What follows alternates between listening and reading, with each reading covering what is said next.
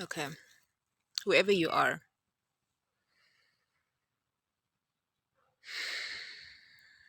your wound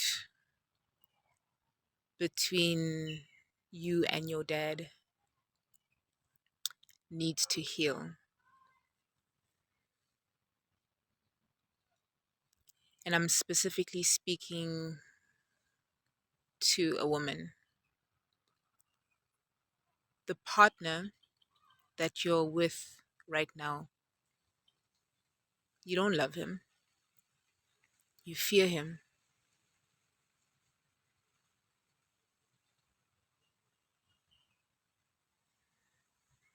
you fear your partner. You've assumed a role if you are a mother as well. You've assumed a role. You've taken someone who is exactly like your father. You never knew how he was going to react.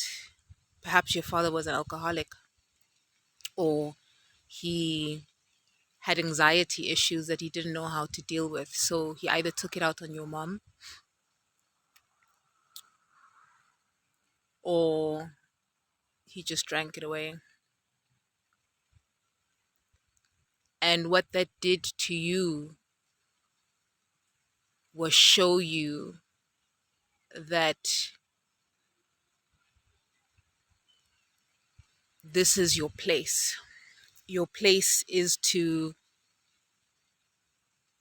fear in order to make the other feel like they are in control and that they have their power. So you went through that situation perhaps, and you married someone or you're with someone who controls you, and you've interpreted control as love. And what that does, if you are in a relationship that your love is fear because of the anxiety that you feel, you never know how your partner is going to react. You fear on behalf of what you saw from your mom too, what happened. And it might have happened to you already. And that was your partner's way of telling you, don't you dare disobey me. And this wound, you've been trying to heal it for years. I'm getting someone who's quite mature, yet mature in age, yet your wounds are still very present as a child.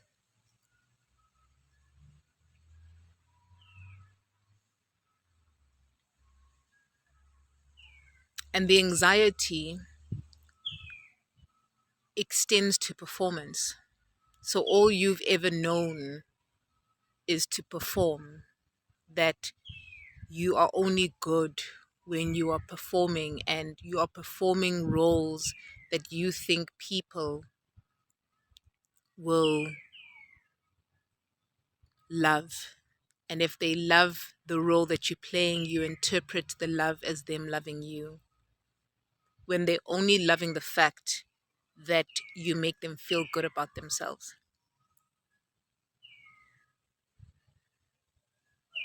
So you run around in circles, and what control that relationship? Control is in relationship with freedom. And if freedom is not free abundantly, deceit comes into the conversation and into that relationship. And with deceit, you deceive the person that you say that you love in order for them to make in order for you to make them feel good. And in making them feel good, you don't get to be yourself. So you right now have deep resentment, deep, deep seated resentment Because you must understand the condition and the heart and essence of a woman is in the partner that she chooses. So, to my woman who could possibly be in this specific person or group of people, you could be in this position. You need to heal that wound from your father, the performance, the fear. And then we have religion that also states, okay, I'll tap back into religion. I just want to go back to the women who are sort of younger in age. And you can see a certain pattern here because all of this is just a pattern, right? That's why the more things change, the more they stay the same. The condition that the woman that you are is in the partner that you choose. So look at the women in your life. Look at the women in your life and the partners that they've chosen for themselves. That's who they believe they are.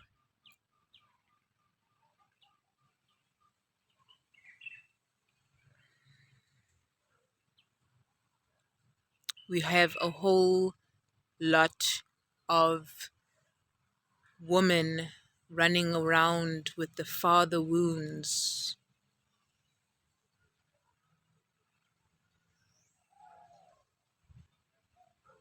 And generally you'll heal, I mean, it can go in, it's really dependent, but what I found is you'll heal the father wound because you won't know that the real wound is from your mother. So you'll start off romance relationships, and that relationship is actually your mom. The rejection she had, that you felt she had of you, was a rejection that you mirrored within her.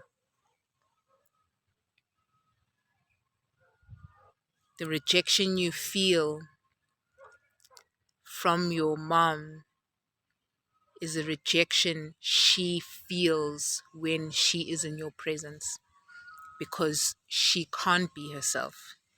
And for you to be yourself, to see that for her, there's resentment. And the resentment is sadness. When sadness is not expressed, it builds into anger. So, my woman, the partner you choose shows us who you are, shows us where your wounds are. I'll repeat, look at the woman in your life. You know, there's this thing of like marriage, younger people are getting married. And the thing is, we never ask. Like, people who are in marriage want to get out, but people who are single want to get in. But why aren't we having the discussions of what is going on in marriage that people want to leave so much? The divorce rate is ridiculous, yet the newlyweds is also ridiculous. But no one tells the truth. And I feel because of that resentment you feel, you want someone else to suffer. But that's not the point of life. Each one teach one. We have to empower each other in order for us to grow as a people. If you have had an experience that has been harmful for you, do not wish that on another. You know, that's why I share. I don't wish what happens to me, what has happened to me, what is happening to me on anyone. So I come here to share information so that you don't have to put yourself in the position to be where I am. Okay? So the rejection you feeling is also you rejecting the path of people pleasing. So it's a two-way thing. And where I was going to this with the marriages, we're having marriages with young women who haven't gotten to know themselves yet. And when you haven't gotten to know yourself in your essence, to understand that you don't need to be chosen because you have already been chosen, once you understand that, then get into a relationship. Because all you're ever going to do is replicate the control, the freedom that um, freedom wants away from control. But the control wants the freedom because that's what gives them power. You will start deceiving yourself because then you'll find people, places, and things. You'll end up finding perhaps a partner who makes you feel so good, perhaps at work, and just treats you better and acknowledges you and pays attention to you. Because ultimately, that's what we want. Every human wants attention. And you're either going to get it by force or you're going to get it by just being you. And the best way to get attention is just by being you, but not making another feel anxious in your presence. So then this taps into religion, organized way of understanding spirituality. It is said that it is not God who made man in his image, it's man who made God in their image. Because to go once a week to connect to God, you must question, who are you connecting to? And it's time for us to speak these things now, because to brush these things under the carpet and pretend like it's all dandy, it's hurting. It's hurting the generations to come because they're still in the romance. They still looped in the romance. And yet we used to watch like Days of Our Lives, Bold and the Beautiful. We have these Cinderella stories, this person, this man who's going to finally save us from the harm and finally the one who's going to give us attention. Snow White, Rapunzel. It's always a man saving. It's always a man saving. It's this weird narrative. You have to save yourself. No one's going to save you. That's why you have to understand that you've already been chosen by the fact that you've come here. No one has to choose you. No one has to choose you. You're already chosen. So act. Walk into spaces like you've already been chosen. You were supposed to be here. You were supposed to be doing this thing that you're doing. So walk like you were chosen. And we've romanticized a lot of stuff with romance, with relationship. We romanticize pain, basically. Pain is beauty and beauty is pain because of how you alchemize it. But you have to know thyself. We need to teach each other. And it's not jealousy if someone wants better for you and they're trying to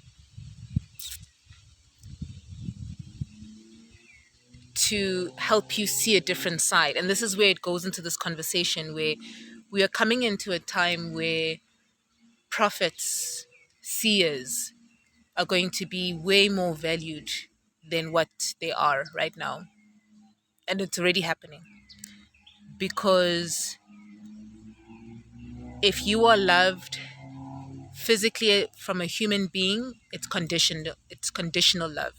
But when you loved from a spiritual sister and a spiritual brother, understand that it is love. We share the a certain pain, or we share a certain, yeah, basically we connect through pain, right? And we connect through pain that is beauty or has been alchemized into beauty. I'm just flowing here, just by the way, just being channeling energy. But Stop romanticizing things in order to feel chosen, because you can end up like that woman, whoever I was speaking to, who fears her own lover because you feared your own father. And we go into this aspect of religion. They say fear God. Now, the fear of God and the etymology of fear is completely different. If you go to churches, there's a lot of fear. So when you do, you do things in the dark, you're closing your eyes, you're meditating, you have to go into the void. Of course it's dark. You know what I mean? Like, of course it's dark because, like, you can't see Auboni, but you can feel something's coming, but you don't know what it is because you can't conceive of it, because maybe it has come physically in your presence, but the way it did come in through your presence was through low vibrational energy. Okay, so I'm talking about witchcraft here. When it's spoken through that format, that dark has been made to make you feel like it is of low vibration because it's unknown. Unknown is very powerful energy, by the way. And it's love. But to fear the one who created you and chose you to come here is the exact problem we're having, that has come from religion, that narrative. Because fear, the etymology of fear is respect.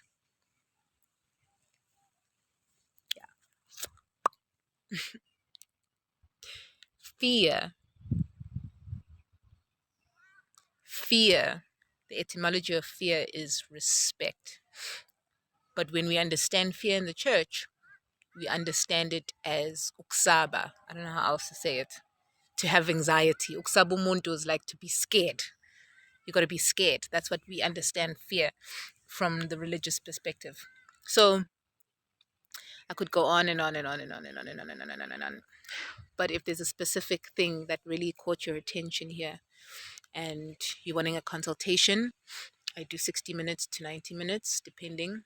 And you need something, ask a question, tell me what you need in your body, what's happening in your body, because then I can tap in to what is happening in your body, that this thing is happening in your life. Because remember, you are a projection, you are light in human form.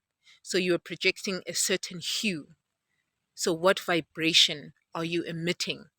And this is where I come in to just help you. If you just need some reference, and then what I do, I also type that one out. So it's like a page and a half, and then certain suggestions, and that's it. And then you can take whatever you want from that.